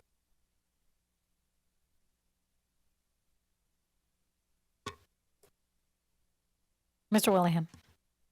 Thank you. Yeah, I think just, you know, on a broader scale, you know, the safety and security plan has to be approved by the police department. Aren't they involved in some aspect of I it? mean, Or they're involved with our crisis planning for sure. The supervisor of our SROs is at our monthly meetings. and they're involved with reviewing our plans every year. I wouldn't say the whole police department, but Yeah. the SRO supervisor is. I think everything in here we're doing I would say with the exception of the ID cards. I mean, I'm just concerned about removing, removing this. I mean, removing the security plan. If God forbid something happens in one of our schools and we're sued, they're gonna say, do you have a safety and security plan? No. That's a red flag. So that's my 2 cents. Miss Wilson. Based on the conversation, I'd recommend that we keep EBB-R. It is a regulation, and that we just remove Section B, the student identification policy with the ID cards. And we keep the So other we- portions. So we didn't have a motion. Is that an amendment? Huh? We did have a motion. That would be so is that would be an amendment. Seconded by Mr. Willingham. Discussion on the amendment? All those in favor? Just for Mr. clarity, is the Sheehan. amendment to push this to a first reading? Yes. Okay. Yes, with the removal of the ID section. Okay. All those in favor? Aye. Any opposed? Abstentions? So moved. Next up, policy EBBC, sex offenders. Hold on. Oh, sorry. On the motion. I forgot to vote on the motion. I only voted on the amendment. On the motion, all those in favor? Aye. Aye. Any opposed? So moved. Thank you, Mr. Sheehan. Next up, policy EBBC. Also under the recommendation for removal.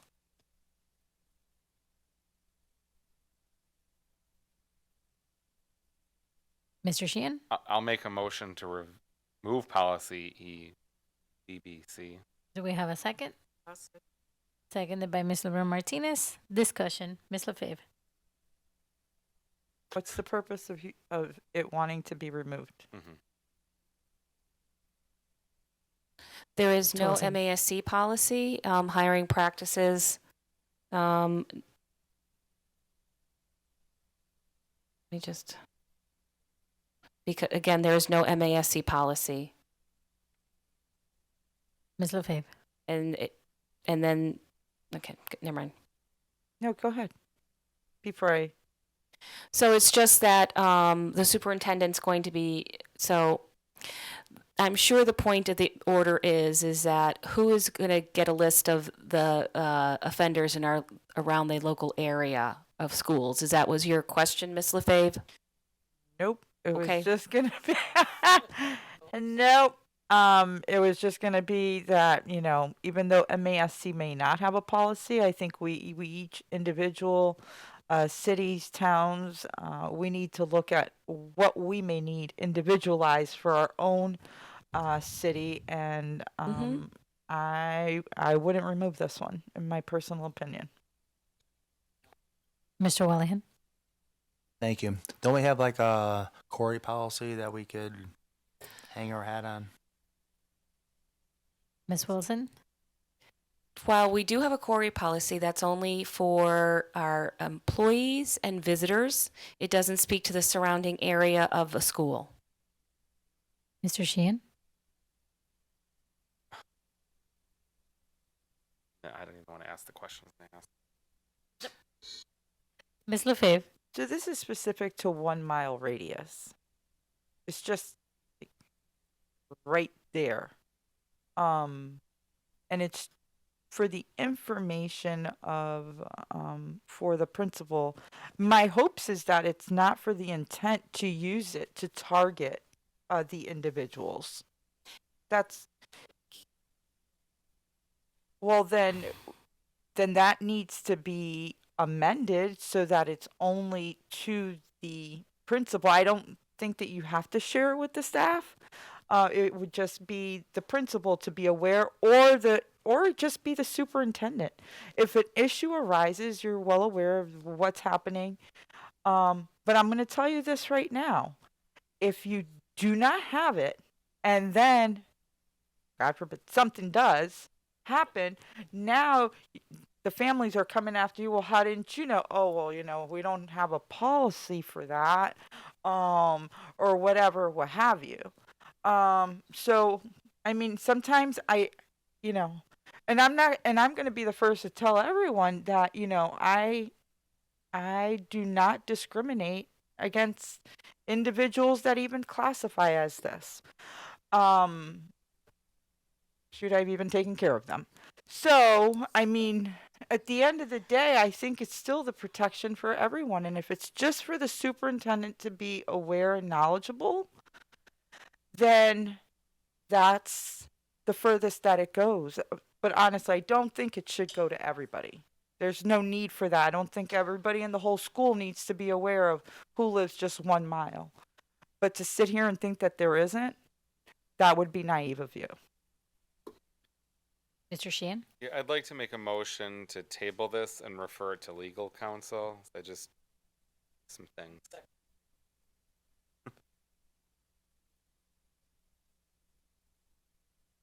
Any discussion? All those in favor? Aye. Any opposed? So moved. Make a motion to remove policy E EDE. Do we have a second? The recyclable material policy. Seconded by Ms. LeBron Martinez. Discussion, Mr. Sheehan. Are we recycling in schools now? Like to this? Well, I was answering your question if we're recycling. Yeah, I see all the blue recycling Right. bins in all of our schools. But is there something like specifically, what do you mean by, are you Are we saying? following this policy? Like, I guess, or the rationale of removal. Like, Right. I mean, if this is something we're doing, why do we remove it? Because I'm assuming the answer is MASC doesn't have one, and I don't say that to be a jerk. I'm just like, No, it's just Yeah. Yep. it's outdated. It's part of our general process now as a society. but I'm just hoping it is in school though. Yeah, we're recycling in school. Okay. Yes. Okay.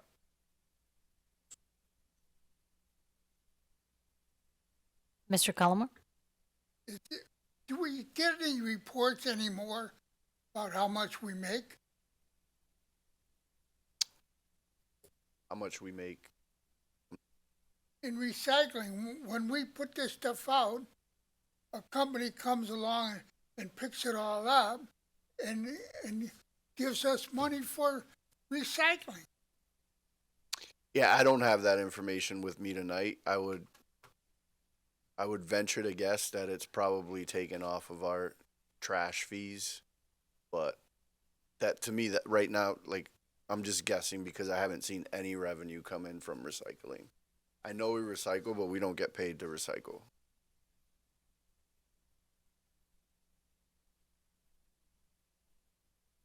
So, on the motion, any more discussion? All right. All those in favor? Aye. Aye. Any opposed? So moved. Now on to new policies. Mr. Sheehan.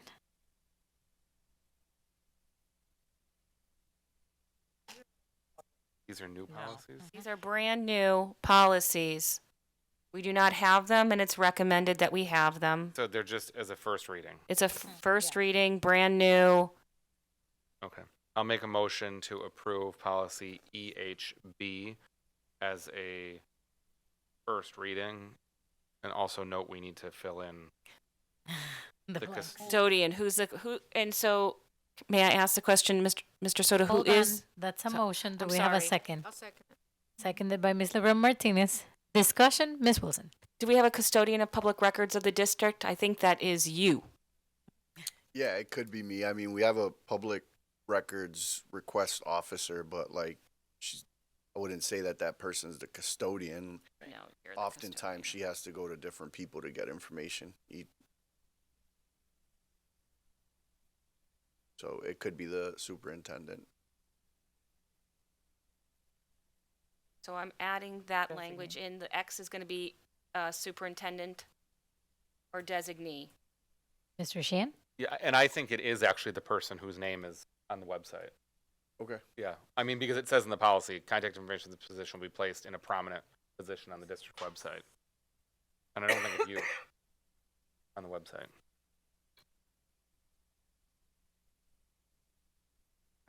Dated that. Any further discussion? Right, all those in favor? Aye. Aye. Any opposed? So moved. Make a motion to approve EHAA as a first reading. Second. Seconded by Ms. LaFave. Discussion. So I just made one error. Commensuration, I don't think is a word. So it was commensurate. I just made that in the second paragraph, the last word in the third sentence, commiseration. So I'm just going to change it to commensurate. Commensurate. Get permission. I know. I am going to get your permission. Any further discussion? All those in favor? Aye. Aye. Any opposed? So moved. Make a motion to approve policy EFE as a first reading. Second. Discussion.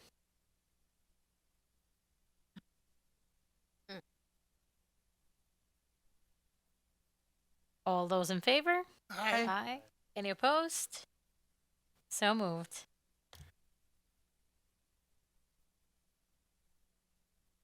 Do I have a motion for policy EFD, school nutrition program charge policy? So moved. Moved by Mr. Collmore. Do I have a second? Seconded by Ms. Stanley Williams. Discussion.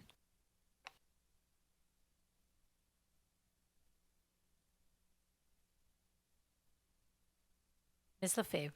So what would be the rate? Should we be including the regular rate that, because it says regular rate approved by the school committee, if a student wanted to purchase an extra meal or a la carte items, should we be including that cost in there?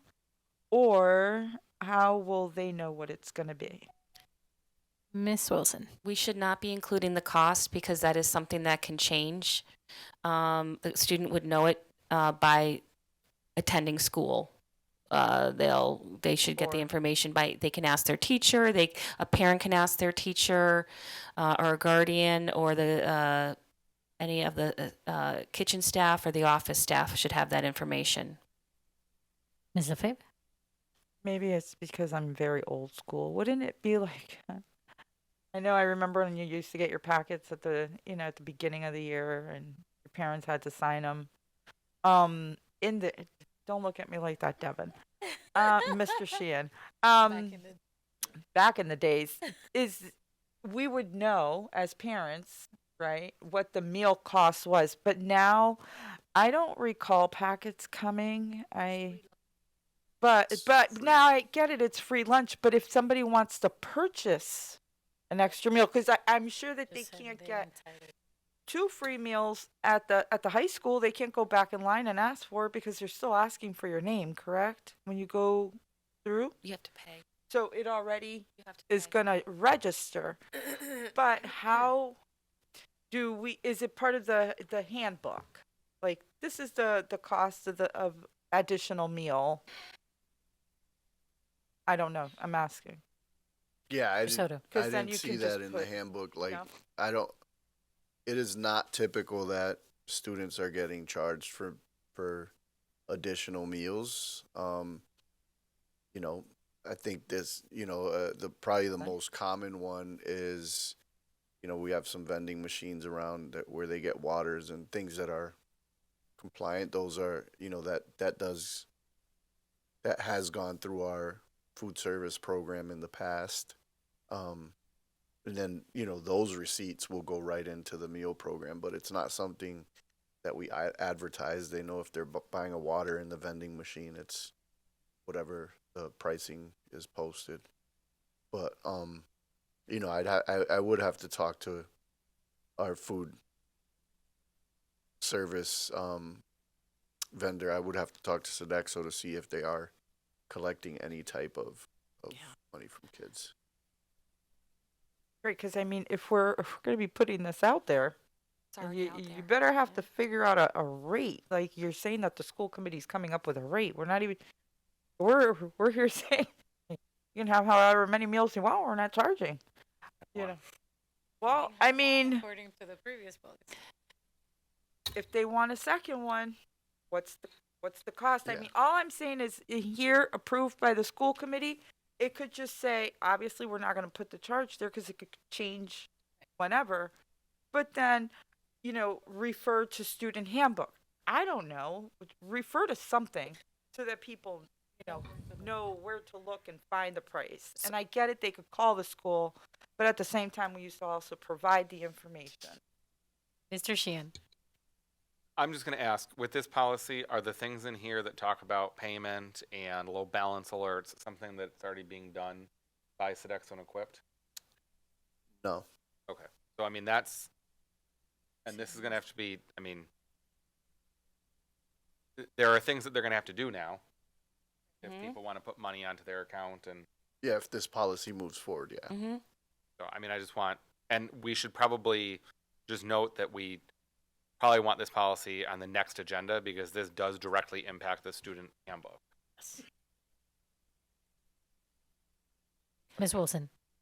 So a policy is an overarching view of things. We don't want to delve down into the everyday processing, and that's why we wouldn't be recommending putting a dollar value in a policy, because that's part of the procedure that the district recommends, and would be up to the district and Mr. Soto and his team to convey the cost of that.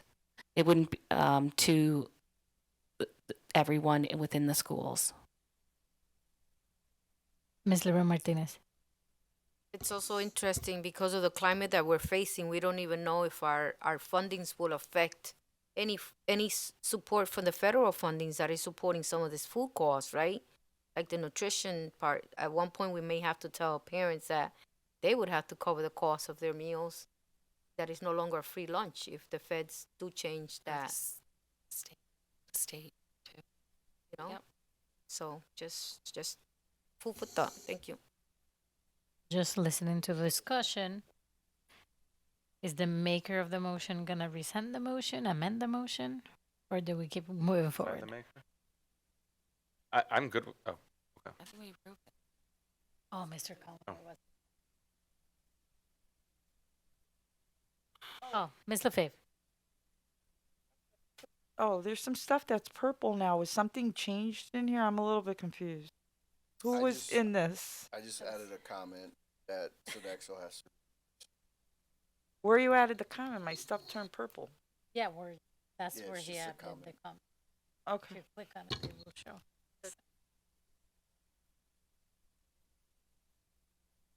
Send the vote. I mean The motion. The motion, and then send it to Sodexo for review.